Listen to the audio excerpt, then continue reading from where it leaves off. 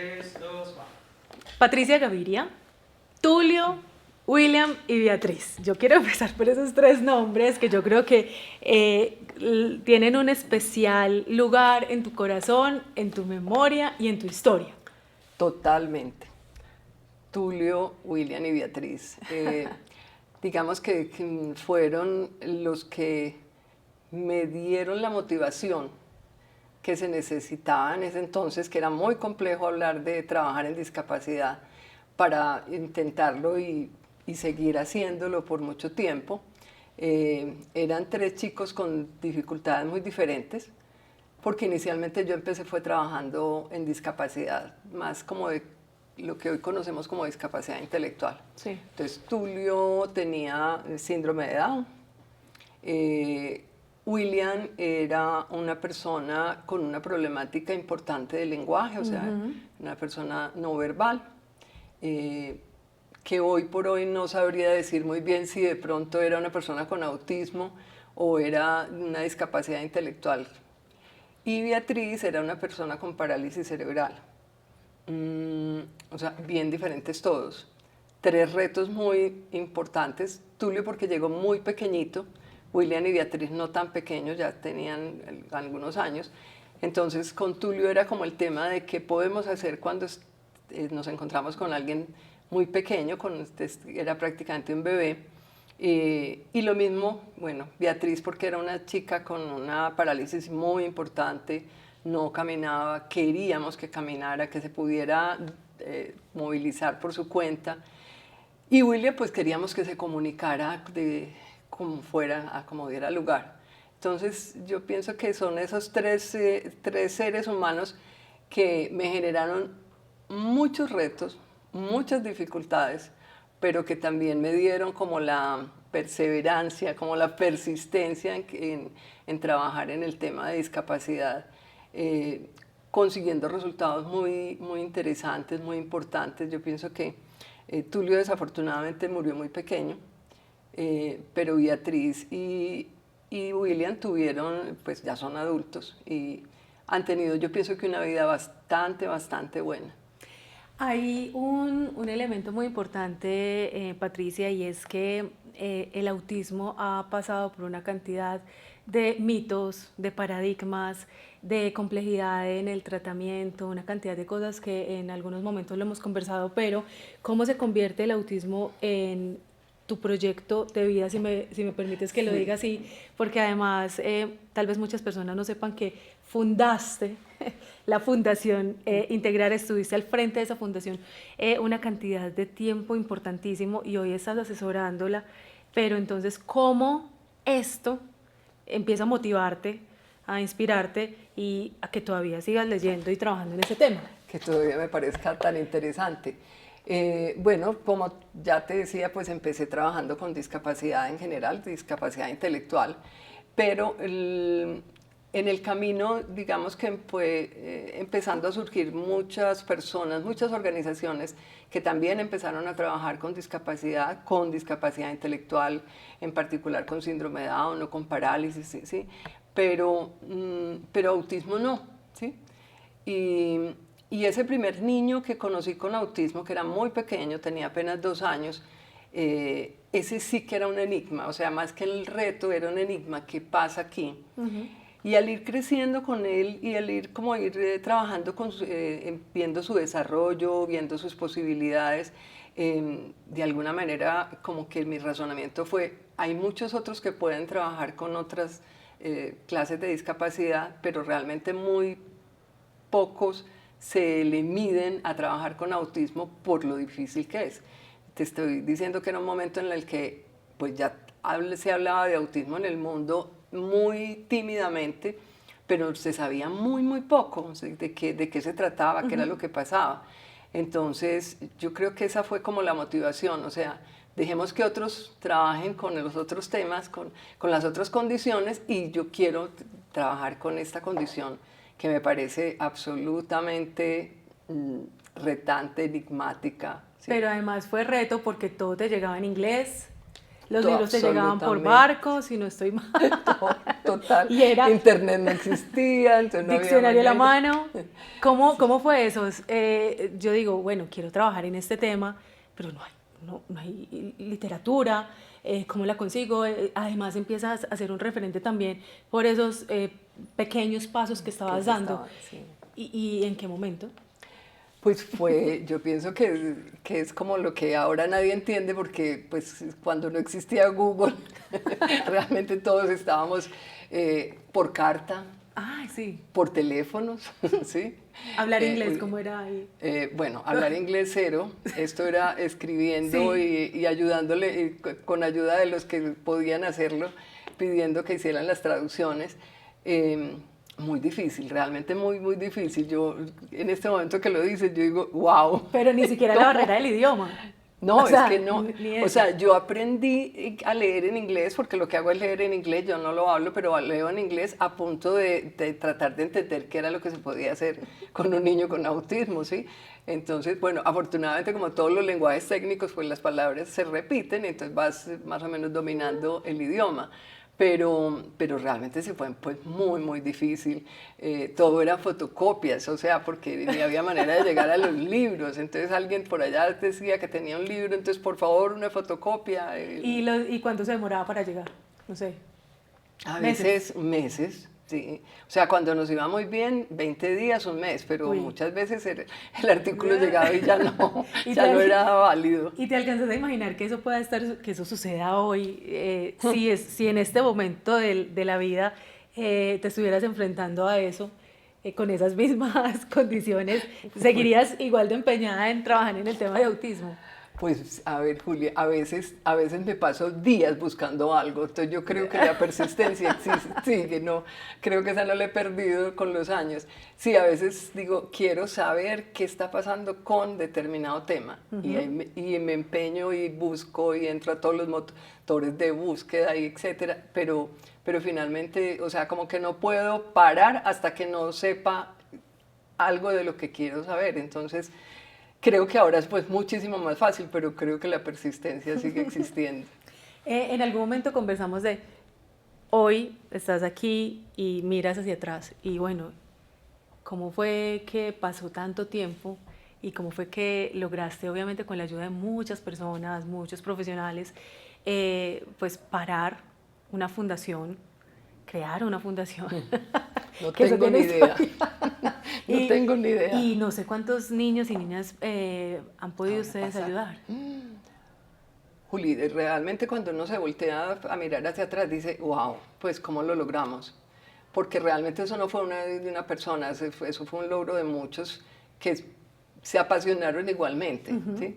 Que quedaron muy contagiados, entonces siguieron ahí conmigo por mucho rato hasta que lo logramos que fuera una realidad. Profesionales, papás, porque pues aquí hubo un trabajo muy, muy interesante de unir, esa alianza padres profesionales fue muy clara desde el principio. Entonces yo creo que eso fue lo que finalmente como que permitió que pasáramos por todos los momentos más complejos que hemos podido pasar, pues encontrarnos con que, no sé, había un fin de semana en que había que pagar la quincena de los que estaban trabajando y no había cómo pagarla, ¿sí? No teníamos cómo. Que cuando queríamos buscar recursos a través de otras organizaciones o de proyectos o del Estado, cero. Y ¿Sí? ni eso te desmotivó. No, y realmente no. Yo disfrutaba tanto de ver que lo que estábamos haciendo conseguía resultados, ¿sí? Ese niño que podía por primera vez pedir agua, ¿sí? O sea, de alguna manera, o verbalmente o a través de una imagen, ¿sí? Pero esas cosas, ese niño que por primera vez le decía a su mamá, le decía mamá, ¿sí? Ese tipo de cosas son absolutamente... Me pongo en el escenario y me No, conmueve es la cosa. que yo todavía no sé ni cómo explicar lo Ajá. que se siente cuando se dan esos pequeños logros, ¿sí? Y las dificultades eran muchas, o sea, siguen siendo muchas. Hay momentos en que los retos, yo sé que los retos que se viven cuando se está trabajando con autismo son muy, muy grandes, pero realmente a veces así sea un muy pequeño logro, lo que se llamaría un pequeño logro, es muy importante. Eso te mantiene.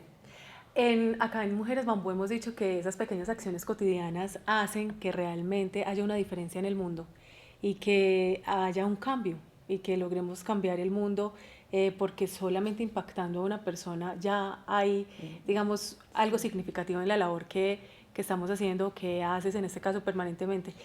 ¿Qué te rememora o qué sensación te da este concepto de Mujeres Bambú? ¿Te sientes identificada de alguna manera? Totalmente, totalmente. Yo pienso que esa flexibilidad que implica el bambú es realmente lo que hace que uno persista, porque a veces hay momentos en que estás en el suelo, ¿sí? Pero una pequeña cosa, un pequeño detalle vuelve y te levanta, ¿cierto? Y vuelves otra vez a decir, yo tenía terror a los 31 de diciembre, porque decía, ¿qué me espera el año entrante? Por Dios. O sea, no hubo 2 años iguales, no hubo 2 años donde yo dijera, bueno, las cosas van a seguir de tal manera. ¡Qué delicia! No. Entonces, 31 era un día absolutamente terrorífico porque yo decía, el primero, ¿qué me esperará el primero? Y no Sí. había ni un ritual ahí, pues yo me imagino, no, yo creo que no, pero voy a hacer la pregunta acá. ¿Algún ritual que diga por fin, algo? ¿El baño, la No, champaña? absolutamente ninguno, los ensayé todos y ninguno sirvió, ninguno. O sea, Ninguno. desmitificados Totalmente, todos los rituales. totalmente. Bueno, y entonces hoy, ¿qué te queda con toda esa experiencia?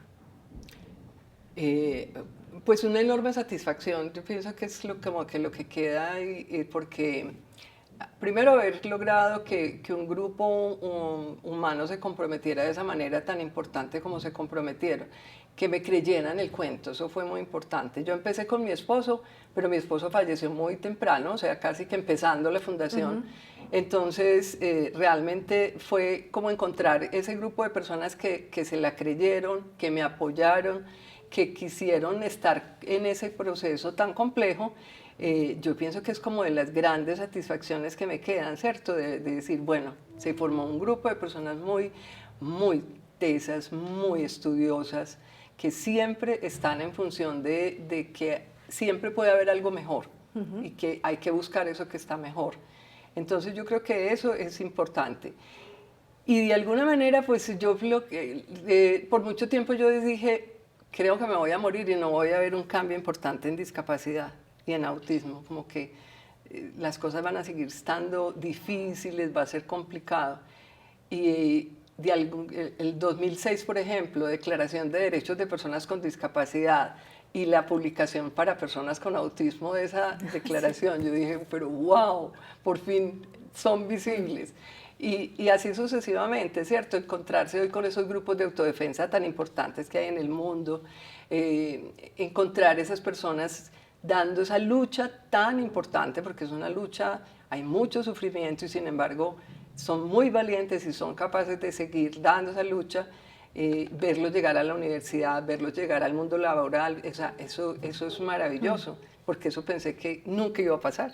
Bueno, yo creo que muchas personas tal vez no conocen la Fundación Integrar. Yo tuve la enorme fortuna de conocerla y de ir. Y realmente uno lo que ve, lo que puede ver allá es muy bonito. Lo que decías, poderse comunicar de alguna manera, el trato de los profesionales con los niños y las niñas es muy bello. Pero yo quiero pararme en un punto en el que te imagino como poniendo letreritos en la, en la universidad, en la facultad, diciendo estoy haciendo este estudio, estamos haciendo este estudio con tu esposo en ese momento, y que la gente diga, uy, ¿de qué se trata esto? Y que se le midan y que participen y lograr movilizar no solamente Sí. tu entorno, sino también que lograste movilizar recursos, movilizar empresarios que cuando te veían seguramente decían, ¿será que sí? Sí, sí. Eso Sí, ¿cómo fue? sí, sí. Me gustaría como que pudieras contarnos, porque el mero hecho de que vieran a una mujer entrar Sí. a pedir un recurso o un apoyo y que creyeran o No no. solamente sí, como en el mundo de los empresarios, sino también en el mundo académico. Eh, yo pienso que la primera cosa era que yo me debía ver muy joven, ¿sí? Estaba chiquita, ¿sí? ¿Y qué está haciendo como esta chiquita aquí metida diciendo que sabe algo alrededor de un tema que nadie sabía, ¿sí? Esa primera parte. Esa, por ejemplo, era una cosa que me daba como un sustico cada que tenía que entrar en Ese esos mundos huequito aquí. académicos. Era un hueco, más bien, no era un huequito, era un hueco. Yo decía, ay, allá está el doctor fulano y el doctor tal y la no sé qué, bueno. Además, bueno, eran casi todos hombres, entonces peor, Ah, sí, sí, sí, sí, sí, sí. porque entonces la lucha Anotación. era mayor, sí. Eh, eso, por ejemplo, es un recuerdo que tengo todavía muy vivo, ¿cierto? O sea, tratar de estar ahí, de tratar de poder decir, tratar de ayudar a cambiar cosas, ¿cierto? Eso fue muy, muy difícil, pero también muy interesante, porque cuando lograba algo yo decía, wow, qué maravilla, convencí a fulano. Y en el mundo de los empresarios, pues realmente, Voy a hacer una pausa ahí. sí, O sea, wow, lo logré. Y entonces por la noche, ahí en la cama, mirando para el techo. Yo me imagino la sonrisa. total, O sea, como total. ese día se merecía el vino. No se me quitaba la sonrisa en mucho rato, porque bueno, finalmente, sobre todo por ejemplo cuando se estaba dando la pelea porque ese niño necesitaba determinado tipo de servicios, ¿sí? Y finalmente se lograba ok, listo, sí, le vamos a dar esos servicios. Eso era Uy, un qué bien. lujo total. Y con los empresarios, yo creo que el recuerdo más vivido lo tengo con el doctor Fabio Rico, siendo presidente de Nacional de Chocolates. ¿Sí? Entonces, Nacional de Chocolates era el buque insignia del grupo empresarial antioqueño. Y una papá de la fundación me consiguió una cita con él para convencerlo de que nos dé espacio de trabajo en la Nacional de Chocolates. Yo todavía digo, Dios mío, ¿yo cómo lo hice? Muy inconsciente. Yo creo que ese señor cuando yo llegué me miraba como con cara de, esta señora, bueno, en ese momento no tenía mucha cara de señora. Ah. ¿Será verdad lo que me está diciendo? Eh, y convencerlo, porque realmente fue en esa conversación, él me dijo, listo, hagamos la apuesta. Le voy a abrir espacio en el centro de empaques para que usted llegue con algunos de los muchachos. Eso, no, pues eso Pero fue. entonces, ¿qué podían hacer ellos ahí? El Centro de Empaques fue un programa que tuvo la Nacional donde básicamente se hacía todo lo que era como lo que se iba a hacer en los descuentos, o sea que se Ajá. empacaba, no sé, el tarro de tal cosa con las Sí. chocolatinas y con no sé qué, bueno. Entonces ellos tuvieron por un tiempo ese centro como parte de la Nacional y entonces ahí llegamos nosotros con un grupo de muchachos que ya estaban pues en momento de trabajar y ya habían tenido algún entrenamiento, llegamos a que aprendieran a empacar, ¿sí? A que Podían aprendieran, trabajar sí, que de pudieran alguna manera. trabajar, ¿sí? Te imaginas pues la cara también de los ingenieros Ok, del centro de o sea, me lo empaque, puedo imaginar. apenas llegamos a decir, bueno, nosotros somos capaces. Pero esa primera experiencia de convencer a un empresario tan importante de que se podía darle espacio de trabajo a un grupo de muchachos, eso fue impagable. Bueno, Patricia, y cuando empezaste la investigación, a leer, no la investigación, las investigaciones, los tratamientos, empezaste a tocar puertas, ¿te llegaste a imaginar en algún momento que ibas a estar sentada en la OMS, en la OPS, en el gobierno nacional, estar también buscando la manera de que estos niños y niñas pudieran acceder a tratamientos dignos, si me permites esa Sí. palabra? Porque como te decía, ha habido muchos mitos con relación al autismo, pero lograr que puedan acceder y que puedan sobre todo tener un diagnóstico de alguna manera oportuno. Sí, sabes que todas esas experiencias, por ejemplo, la de la Organización Panamericana de la Salud, estar invitado como experto en autismo latinoamericano, eso fue una cosa absolutamente, para mí, toda una sorpresa, toda una sorpresa. Cada una de esas experiencias realmente yo no me las esperaba, o sea, todas, digamos, me cogieron como desprevenida y como que, ¿y yo ahora qué digo? ¿Sí? Pero yo creo que cada una de ellas lo que fue como consolidando ese tema de que hay que conseguir cada vez que no solamente te tengan tratamientos dignos, sino que tratamientos que sean eficaces. Exacto. ¿Sí? Que sean eficaces y que sean seguros, que no sea hacer cualquier cosa por conseguir un resultado, sino conseguir resultados a través de tratamientos que tuvieran suficiente evidencia de su eficacia y su seguridad. Eso yo creo que ha sido un asunto totalmente importante. Y como te digo, o sea, que cada una de esas invitaciones para mí era una gran sorpresa porque pues como que uno no dimensiona, uno en ese día a día, en esa lucha, uno no dimensiona que lo que se esté haciendo sea pues reconocido, importante, o sea, que se va a ver. Yo no tenía tiempo para ese tipo de cosas realmente, entonces, no sé, llegar al Ministerio de Salud y tener al ministro de Salud 4 horas escuchándome hablar de autismo y de por qué era importante tener unos buenos tratamientos en el país. Eso, o sea, te digo que cuando salí a las 12 del día de allá, yo decía, no lo creo. No creo que yo haya logrado tener sentado a un ministro, a las personas que tenían que ver con el tema de la superintendencia de salud, a la persona de discapacidad, escuchando de por qué era importante trabajar en autismo en el país. Entonces, son esos logros que uno no los busca, ¿sí? Pero que los tiene, de alguna manera se tienen que trabajar porque si no, no consigues que esto tenga sostenibilidad. O sea, fue difícil entenderlo porque no me gustaba, pero finalmente entendí que había que hacer política, ¿sí? Y que había que aprender un lenguaje político y trabajar por políticas públicas, porque si no, ese esfuerzo se iba a perder. Y porque lo personal es político y de alguna manera el tema de la investigación frente al autismo se convirtió en un asunto también personal que hay que trasladarlo a un escenario también de conversación pública. Creo que eso también es muy válido. Y bueno,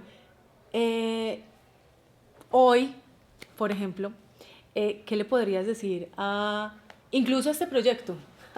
que estamos tocando puertas todo el tiempo, que estamos llamando, que estamos buscando a estas mujeres como tú, que han hecho un trabajo increíble y que pocas personas lo conocen más por el hecho de que queremos que las puedan escuchar y puedan saber, muchas niñas, niños, jóvenes, hombres, mujeres, muchas personas puedan conocer que por cualquier razón por la que estén pasando, por cualquier situación por la que estén pasando, eso es pasajero y que uno siempre puede tal vez resolver de una manera, de cualquier manera puede resolver y superar obstáculos. ¿Qué podrías decir?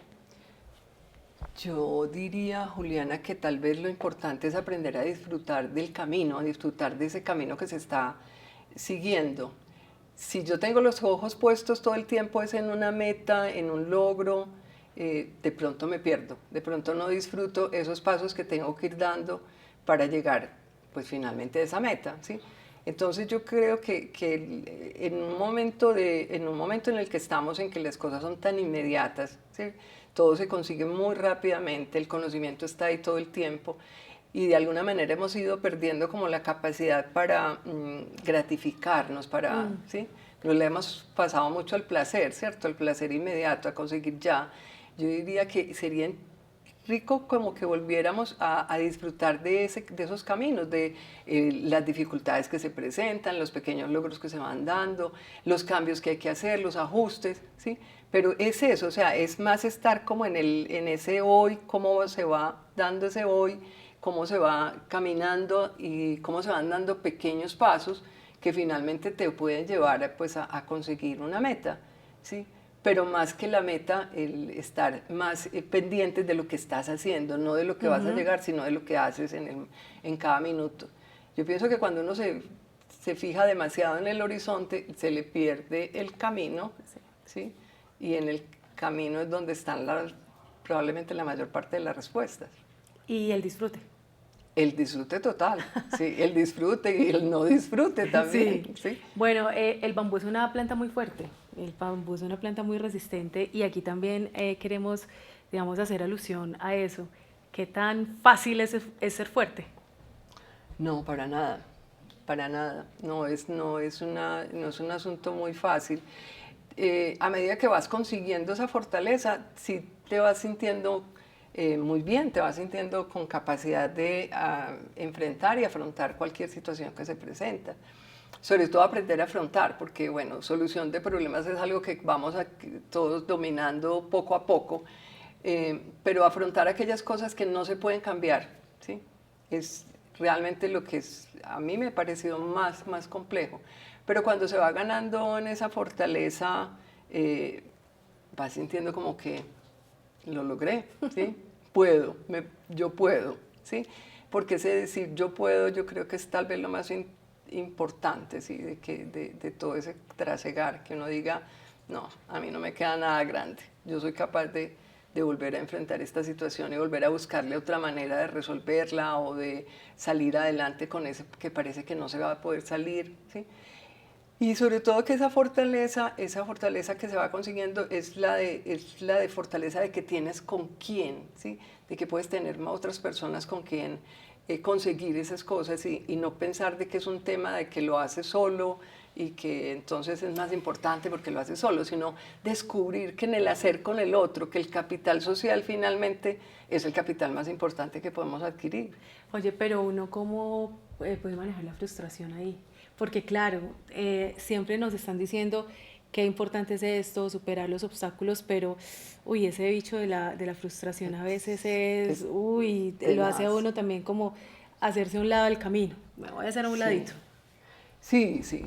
¿Cómo soportarla? Yo creo que uno, pues finalmente tiene que aprender, porque si no es capaz de soportar y tolerar la frustración, pues se queda rápidamente.